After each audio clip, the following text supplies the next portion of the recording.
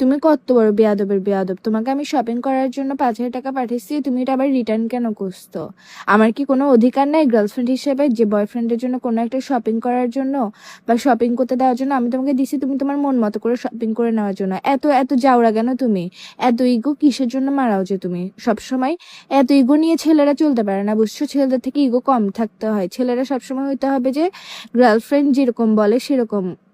তো এইগুলা কি, এসব কি? এত ভালোবেসে মতো যখন পাঠাইছি, এটাকে তো একসেপ্ট করা দরকার ছিল তোমার থেকে। তুমি আমাকে উল্টা পাঠাই দিচ্ছ। এগুলো কি আমার থেকে কষ্ট লাগে না? এই যে কষ্ট, এগুলো দাও, এগুলো কিস্তিতে কিস্তিতে দাও, কেন একেবারে দিয়ে একেবারে চলে যাও গা না? সবসময় এরকম করো তুমি। যতবার ব্রেকআপ বলি আবার আসি, মানায় নাও নি, আবার বেয়াদবি একটা করো। এই যে বেয়াদবি এটা করছো, এটার জন্য যদি এখন আমি ব্রেকআপ করে দিই, এটার দায়ভার তো দিবা যে আমাকে, না ও আমার সাথে ব্রেকআপ করে দিছে। ভালো লাগে না, বুঝছো? সবসময় এগুলা আদর করে পাঠাইছি, ভালোবেসে পাঠাইছি, ভালোবেসে রাখলে কি হয়?